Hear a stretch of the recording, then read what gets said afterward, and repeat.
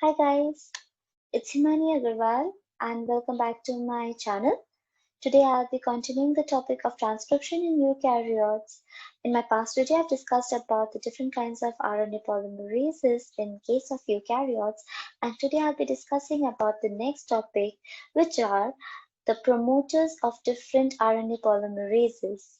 Okay, if you have not watched the previous video, so it will be my recommendation, please go and watch the first video. It will be really helpful for you guys. So let's begin with our second part. Okay, so there are three kinds of RNA polymerases which we have seen, right? Each these different kinds of RNA polymerases have got different kinds of promoter regions with different kinds of consensus sequences. But today I'll be discussing about the promoter region of RNA polymerase 2, which has its role in transcription of mRNA in case of eukaryotes. In case of prokaryotes, we saw that there was only one kind of consensus sequence, that was TATA box, and also the other kind which was -35 consensus sequence. But in case of RNA polymerase, different kinds of consensus sequence have been observed. Okay, these are the four consensus sequence: BRE, TATA, INR, and DPE. So, TATA is similar to that what we have seen in case of prokaryotes, but its origin is different in case of eukaryotes. In case of prokaryotes, we saw that it was present at -10 consensus sequence, but in case of eukaryotes, the position is almost similar to -30 to -25 region, okay, which is upstream to the transcription start point. This TATA consensus sequence is considered to be the core promoter region, CORE, core promoter region. Instead of TATA, if the DNA doesn't have TATA, it can have different other kinds of transcription consensus regions. Okay, these are INR. The full form of INR is the initiator element, which is almost overlapping to the transcription start site. Its position may be from -3 to +5. That's why I used overlapping to the transcription start point. The other consensus sequence which is observed is the DPE consensus sequence.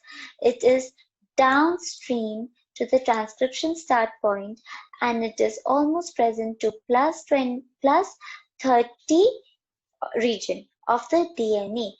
This is called as the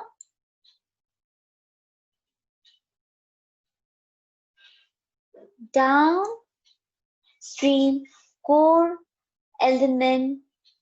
promoter element, downstream core promoter element. And there is also one more consensus sequence which is seen, which is called as the -35 consensus sequence, or the BRE consensus sequence. Each out of the four consensus sequence, the DNA can have only 2 or 3 of them. That is, all 4 are not present. Out of the 4, only 2 to 3 consensus sequences are present, and each consensus sequence can be recognized by a different kind of transcription factor. Suppose, let me give you one example. BRE is recognized by the transcription factor B. Okay, TATA is recognized by the transcription factor D. Okay, INR is also recognized by the transcription factor D, and DPE is also recognized by transcription factor D. D is involved in the first step of the process of transcription in case of eukaryotes. We'll see this when we'll discuss the process of initiation. Okay, what are these transcription factors and what are their roles is very important. So we should see them one by one. In case of prokaryotes, we did not see any kind of transcription factors because RNA polymerase was enough to go and bind to the DNA promoter region and start with the process. But in case of eukaryotes, the RNA polymerase is incapable to do this. It requires some support, it requires some assistance we can use, okay? Like a boss needs an assistant. Similarly, RNA polymerase requires assistance in the form of transcription factors. These transcription factors are given name as transcription factor 2A, B, C is not there, D, E, F, G is not there, and H. This is how you can remember them. Transcription factor 2A, B, D, E, F, H. But a point to remember is that these transcription factors do not bind to the DNA in alphabetical order. Let me give you one example. First transcription which binds is D, okay, followed by B. This is how it continues. We will discuss them in detail. So let's see them one by one. What is transcription factor D? This transcription factor D is composed of 11 subunits.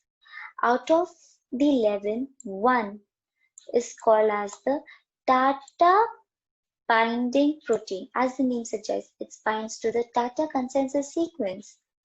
The other 11 subunits are called as TATA binding protein associated factors. Okay, they are 12 in number. So some of these TAF is responsible for kind of stopping TBP subunit and giving some kind of restriction to it, and some are associated for the extension of the binding of this transcription factors. TBP is involved in the binding of consensus sequence BRE, and thus it extends the binding of RNA polymerase from -35 to +10 region. Okay. The other transcription factor is TF2F. It has got 3 subunits, and its role is that it stabilizes the interaction of TBP and TF2B with RNA polymerase 2. TF2E is made up of 2 subunits, and it has the role of attracting the last transcription factor, that is TF2H, to the transcription site. When these transcription factors binds, RNA polymerase can come and bind to the promoter region and start the process. So this time the process is called as, it has achieved the initiation complex. Okay. TF2H is a very important transcription factor because it has got several roles. First of all, it has got a helicase activity. Second, it has got a ATPase activity. Third, it has got a phosphorylation activity of CTD tail present in RNA polymerase. Apart from the transcription process, it has also got a role in DNA repair. So it has a multifunction. It has got a multifunction. Okay. So what we will see in our next upcoming video is the process of transcription, initiation, elongation, and termination, and how these transcription factors binds one by one and how do they actually start it. Okay, so if you have got any comments or if you have got any questions related to the topic, please feel free to comment in my comment section, and don't forget to like and subscribe to my channel. Stay tuned, stay happy, and stay safe. Thank you. Bye bye.